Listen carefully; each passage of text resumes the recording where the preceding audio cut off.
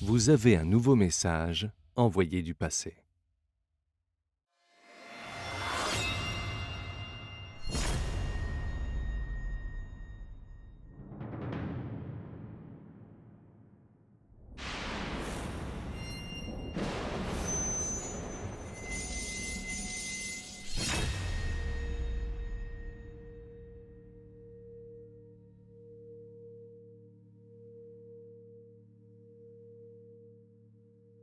C'est l'histoire de deux glaives.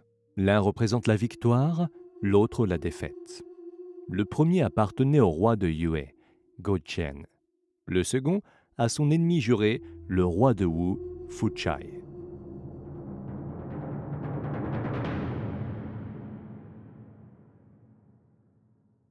En Chine, l'expression « laissant l'âme du souverain » désigne le glaive. La lance frappe l'ennemi à distance. Le poignard entaille de façon désordonnée. Le bâton n'est utile que pour estourbir les faibles. Par contre, le guerrier véritable portera le glaive et attendra patiemment que l'ennemi soit suffisamment prêt. Il frappera alors de façon décisive pour s'assurer de la victoire d'un seul coup de lame.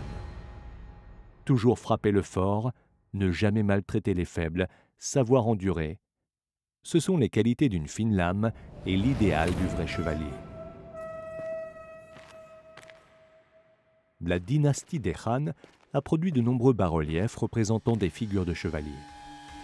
Yu Zhang, le justicier. Juan Zhu, le héros solitaire. Ji Jia, le preux à la parole d'or. Jin Ke, le colérique. Autant de chevaliers qui n'ont jamais tourné leurs armes contre un faible. Et lorsqu'ils sortaient la lame du fourreau, même les plus grands seigneurs se mettaient à trembler.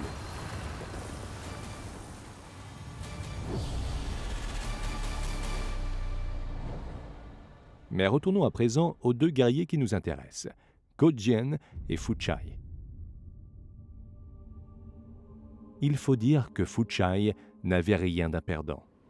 Son propre père avait été tué par Go-Jian, et c'est sa volonté de revanche qui l'avait poussé à déclencher la première guerre contre le royaume de Yue. À l'issue d'une victoire éclatante, il avait réussi à encercler le roi de Yue dans les monts Quaji. Acculé, Go-Jian n'eut d'autre choix que de travailler comme simple garçon d'écurie. Ce n'est qu'après 3 longues années de ce labeur d'esclave que Fu-Chai lui rendit sa liberté. Alors, pour ne jamais oublier ces années d'humiliation, Go-Jian décida de continuer à dormir sur une paillasse et à goûter, régulièrement, la bile d'une vésicule pendue au-dessus de sa couche. Enfin, un jour, se présenta une opportunité de vengeance. Alors que Fu-Chai était engagé dans une campagne militaire dans le nord, Go-Jian attaqua par surprise la capitale des Wu. Son coup de glaive s'avéra mortel. C'est au pied des remparts de la ville que Fu-Chai rendit les armes. Après avoir demandé grâce en vain, ce dernier fut donc contraint de périr de sa propre main. Le roi victorieux a le privilège de porter les glaives les plus beaux. Ici, le forgeron utilisa les meilleurs matériaux et polit soigneusement chaque recoin de la surface. De l'étain fut fondu pour l'orner avec des motifs en forme de losange.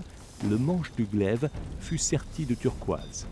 Quant à la base du manche, elle comporte 11 cercles concentriques qui frisent la perfection et qui seraient difficilement réalisables aujourd'hui, même avec nos machines-outils numériques.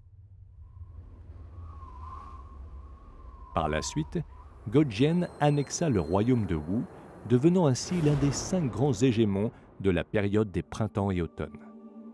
Lorsque ses ambitions de conquête furent enfin réalisées, il comprit qu'il était primordial de savoir endurer les épreuves. Alors que ses troupes acclamaient son nom et que son ennemi juré n'était plus que poussière, Go-Jian pensa probablement qu'il lui fallait un glaive digne de ce nouveau statut pour intimider tous ceux qui avaient des velléités de complot.